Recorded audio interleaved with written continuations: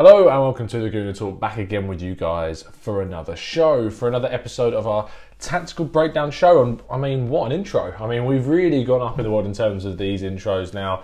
Of course, we've got a new one set for the Tactical Breakdown podcast with Drew on Sundays, which you will see on Sunday if you tune in. Make sure you do, 3 o'clock on Sunday, Jeremy Smith and Drew talking about our centre-back area at Arsenal. Please do tune in for that and turn those notifications on so you know when it goes live. And also for the Raw Reaction show as well, which you will see very, very soon. So exciting stuff for the channel. But you're here today to talk about Philippe Coutinho, which is someone who's come back on the radar of Arsenal again a year later. Obviously, we were supposedly in for the Brazilian signature, whilst Barcelona was sort of touting him around Europe, trying to get a sale for the Brazilian. Ended up going to Bayern Munich, and things haven't been amazing. But I'm not going to talk to you about that because, if I'm honest, I've not watched loads of the Brazilian, and hence why I've definitely got the thoughts of someone who has. So please give a big, warm TGT welcome to Ronan Murphy from Goal, who's going to give you all the information you could possibly want regarding Coutinho. Philippe Coutinho was once the second most expensive player in the world, but now he's a player that Barcelona are actually trying to get rid of and offering to other clubs, and you kind of have to wonder, why is his stock fallen so far, and what kind of has become of the former Liverpool superstar.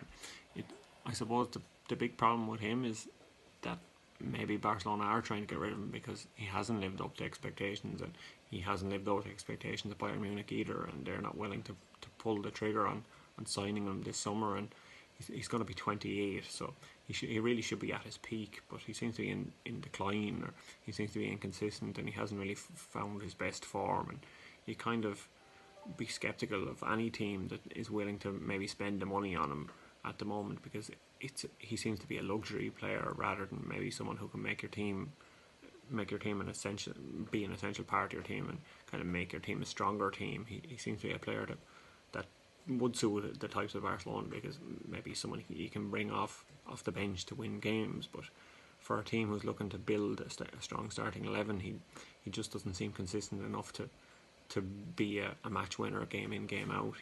He has 8 goals in 28 league games this season for Bayern Munich, which comes across as an impressive statistic, but you have to consider that 3 of those goals came into one game, so he kind of plays in fits and starts, and he will have one brilliant game and then maybe one game where you wonder, was he even playing at all? And you kind of look at the Bayern Munich team, and he's been replaced by Thomas Muller, and even Perisic. He's been kept out of the team by these two guys, and they're older, kind of veteran players. And you would imagine a player that was once 120 million, 160 million player would be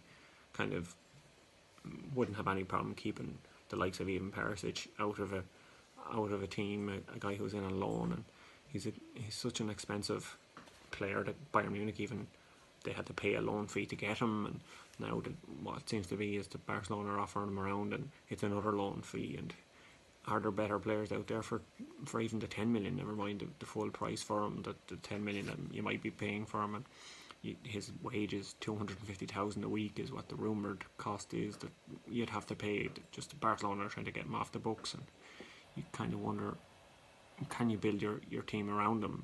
That's really what you need to do, is have him as an integral part of your team, because he needs to play in a position that suits him. And that was the problem at Barcelona, that he was pushed out wide, and maybe he wasn't as central to play as he was at Liverpool, and he wasn't able to kind of recreate his best. And you're kind of seeing similarly at Bayern that he's not the main part of the team, that they kind of go down the wings. Even when he's playing in the middle or when he's out on the wing, he's not as good on the wing as Serge Gnabry or Kingsley Coman, and he isn't a guaranteed starter, and he hasn't been a guaranteed starter under 2 different managers at Bayern Munich. So you kind of have to question whether Philippe Coutinho is worth the money anymore, and what he really could bring to Arsenal, because it seems like it's an expensive risk, an expensive gamble to do at the moment. And I'm not really sure if he will be a good fit with Arsenal, especially after spending big money on Nicolas Pepe and kind of waiting to see what might become of him. And you can't be waiting to see what might become of another player, especially a player maybe that is going to even cost you more money than Pepe costs. So if I was Arsenal, I'd definitely steer clear of him, because it's just too much of a gamble at the moment. And Arteta probably has bigger plans and better plans kind of in the future.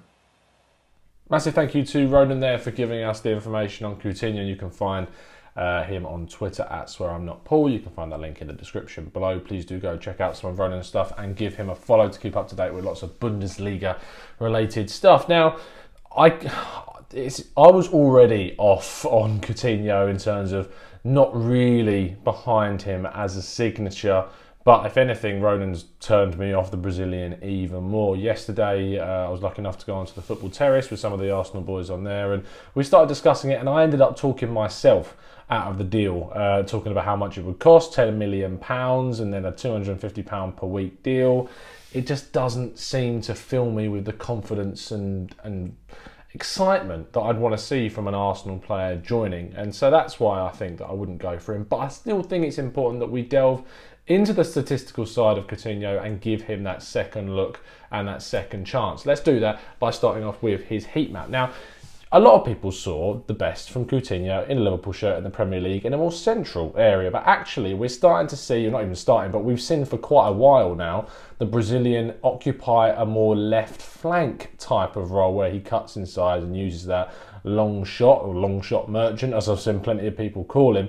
But he's still got a lethal right boot, and I think that on that side it suits his style a lot more. But what really frustrates me about this being an Arsenal link is that I'd like to see the likes of Saka, of Martinelli, get more chances, even Reece Nelson to a lesser extent, on that left-hand flank and see what they're capable of. And if Coutinho was to come in, you pretty much have to say you're chalking a year up of experience for these lads away. Now, should Arsenal be ruthless and sign these type of players? Yes, they probably should, but I just don't think Coutinho is of the level and of the permanency that we would get from a permanent deal with someone else that I'd like to stunt maybe that development of Nelson, of Martinelli, and obviously more recently of Saka too. So if we have a look more at the offensive stats, 9 goals, 6 assists is a fairly decent, it's a more than decent return actually when you consider we've only played 3/4 of the season, and actually he's had an injury as well for part of that too, and for a goal and assist record that's not bad. But as Ronan said, these have been in sort of fits and spurts, and it's not a consistent run of goals which would lead you more into liking him more as a player. But actually the inconsistency is something that we already have, arguably, in a centre attacking midfield role in Mesut Ozil. Do we really want to duplicate that? Probably not. Shots are taken from that slightly left skewed angle, cutting in from the left-hand side and taking them. But actually, you're seeing most of those shots that occur and turn into goals in the box as more of a poaching style of thing. 2 of those goals very, very close to the goal line. Moving then forward into dribbling, we know what Coutinho is like on the ball, but actually just over a 50% success rate surprises me, and maybe that shows and highlights a little bit more of the struggles that the Brazilian's been facing in the Bundesliga. Offensively, an offensive duels 11.4 and winning 44.6 is actually a fairly decent return for an offensive duel area. Touching the box, he likes to get in there, he likes to get the ball, but Bayern Munich dominate games, so maybe 3.41 touch in the box per game is a little lower than maybe you'd expect from someone playing in such a dominant side. If we then move on to the passing statistics, 48.39 passes per game with 83.3% accuracy is okay, is decent, is good, but I'd like to see something a bit more special, and I think we're starting to see some of the drop in quality from someone that was once, arguably, by some standards, the best player in the Premier League, according to a lot of people. I don't tend to concur with that, but he certainly was dressed up in that sense. 3.28 long pass with a 64% accuracy is very good, actually. The accuracy of long passes is nice there. Anything over 60% I look at as a very, very nice and accomplished long passer from a further forward area of the pitch, such as Coutinho playing in. Through passes, 48.2% with a 2.36 accuracy. They're more riskier types of passes, so to see an accuracy nearly 50% for that is also good. Crossing, not too much part of for a player's game that likes to be on the left and cut in, not certainly. That's why you're seeing just one being made in each game. Passes the final third, 73% accuracy is something I like, as well as a 62.4% accuracy of passes into the box, which is brilliant. A really, really good stat, so you have to give him the credit where it's due. Pass into the box accuracy is very, very nice, with nearly 5 of those being made in each game. And forward to backward passes is a very positive ratio, double the amount of forward passes compared to his backward ones.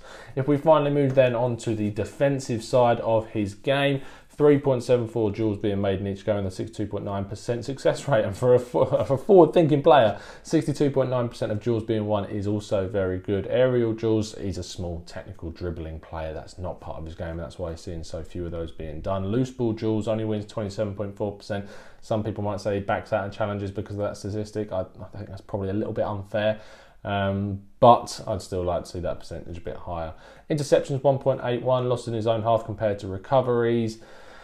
It's a lot of losses. It's a lot of losses, and that is probably where Coutinho is falling down a lot more and will frustrate a lot of fans for sure. 17.5% of those in his own half, with a 72.7% of recoveries being in the opposition half though. That is a very high percentage. It's just a shame that those recoveries are so low in frequency at just 3.7. And then clearances, fouls, yellows and reds are very low. So there you go. All the statistical analysis, all the expert insight regarding Philippe Coutinho. Has your opinion changed on him? I remember we did a tactical breakdown on Coutinho a year ago. And actually, if I think about that honestly, I might have taken him back then. But a year later, I just don't think he's the right type of guy that Arsenal should be going for. I also think that it's not the area that Arsenal need to be prioritising this season. The solid midfield area needs to be one, of the pivot role with the Thomas Partey links needs to be one, and the centre-back role needs to have some focus, although I just don't think it will happen. If you want to find out why, please, as I've said already, tune in for the 3 o'clock Tactical Breakdown podcast on Sunday. With Jeremy Smith and of course our good friend Drew. I hope you've enjoyed today's show. If you have, please make sure you drop a like on the video and subscribe to the channel if you're new around here, and turn notifications on so you never miss a show. Usually shows drop around 6 o'clock most days when we do upload, but things are hectic right now, believe it or not, and that's why it's not too regular. But when it is, it's good, and we're seeing some really nice intros on the show, which I hope you're enjoying as well. See you again very, very soon, and as always, up the Arsenal.